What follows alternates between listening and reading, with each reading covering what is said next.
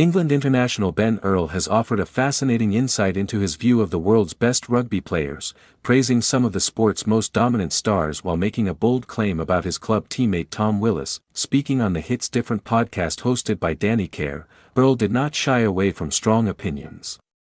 While he acknowledged the brilliance of global superstars, including Pieter-Steph du Toit, Jordie Barrett, and Sacha Feinberg-Mngomezulu, it was Willis who earned his highest praise, being labeled, in Earl's eyes, the best forward in world rugby right now. A bold claim. Tom Willis as the world's best forward. When asked to name the best player in the world, Earl opted to divide the discussion between forwards and backs.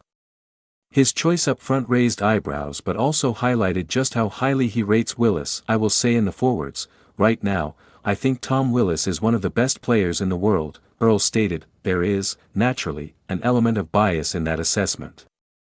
The two players share a close connection at club level, having formed a formidable partnership. However, Earl's comments go beyond mere loyalty. They reflect the growing reputation of Willis as one of the most destructive and impactful number 8s in the modern game. At 27, Willis has entered what is typically considered a forward's prime. His blend of physicality, work rate, and instinctive play has made him a standout performer, capable of influencing matches in multiple ways. Yet, despite his rise, Willis currently finds himself outside the England setup, a situation that has sparked debate among fans and analysts alike. England's loss. The move to Bordeaux. One of the key reasons for Willis's absence from international rugby is his decision to sign with French club Union Bordeaux Beagles ahead of the 2026-27 season. Under current selection policies, players based overseas are generally unavailable for England duty, a rule that has historically divided opinion. For head coach Steve Borthwick, Willis's move represents a significant setback. The number 8 had begun to establish himself at test level, particularly during England's successful tour of Argentina, where he played a key role in their 2-0 series victory. His performances during that tour suggested that he could become a cornerstone of England's forward pack for years to come. However, his decision to pursue an opportunity abroad has temporarily halted that trajectory at international level. Despite missing the November internationals and the Six Nations, Willis has continued to impress domestically. His form for Saracens has only strengthened Earl's belief that he belongs among the elite. Playing with him is a joke. Earl's admiration for Willis is rooted in first-hand experience. Few players understand the demands of top-level rugby better than those sharing the field week in, week out. Tom at 8. Honestly, playing with him is a joke, Earl said. What makes Willis so unique, according to Earl, is his unstructured brilliance. In a sport increasingly defined by systems and patterns, Willis offers something different, an ability to create chaos and opportunity from seemingly routine situations. It's not maybe for everyone the way he does it and how he goes about how he plays, Earl explained. He's not going to be one that plays in like crazy structure. Instead, Willis thrives in broken play, where his instincts and physical attributes allow him to dominate. Earl illustrated this with a vivid example. You kick him the ball at kickoff and all of a sudden there's a ruck 55 meters up the pitch, but also on the other side. There's no other player that would happen to.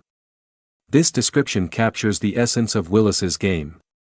He is not just a carrier or a tackler, he is a momentum shifter, capable of turning defense into attack in an instant. Respect for Jasper Wiese. While Willis earned Earl's top billing, he was not the only number 8 to receive recognition.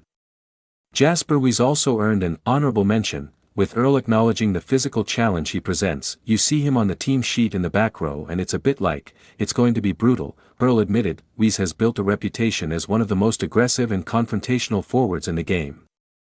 His presence alone can alter the psychological landscape of a match, forcing opponents to prepare for an intense physical battle. The backline debate, Barrett versus Feinberg-Mngomezulu. Turning his attention to the backs, Earl highlighted two players who have been making waves on the international stage. First, there was Sacha Feinberg-Mngomezulu, a rising star whose performances against top-tier opposition have marked him as a player to watch. I haven't played him, but Sacha looks a good player.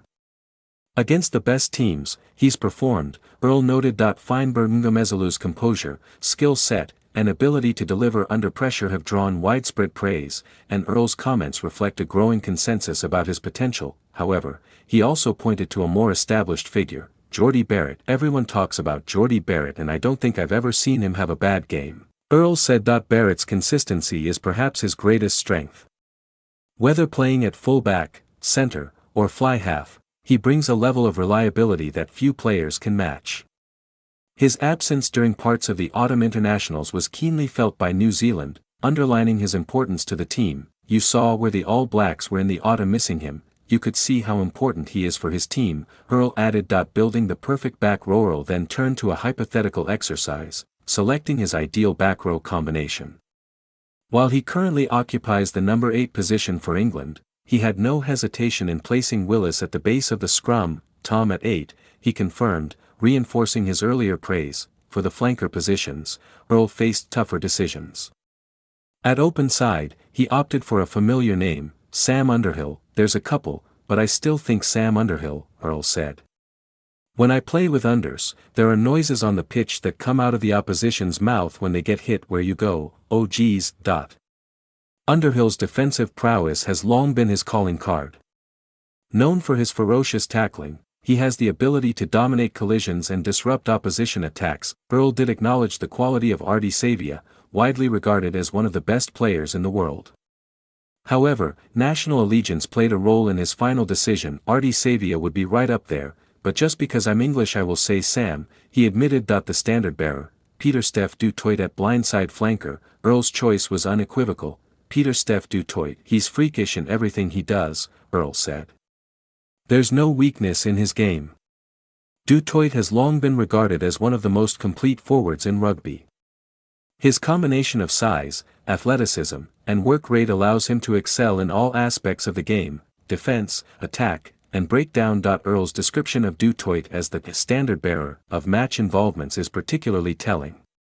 It speaks to the South African's ability to influence every phase of play. Recalling a previous encounter, Earl highlighted Du Toit's relentless activity. When I played against him in the autumn 2024, it was a charge down, then making a tackle over there, then a carry over there. He's just everywhere.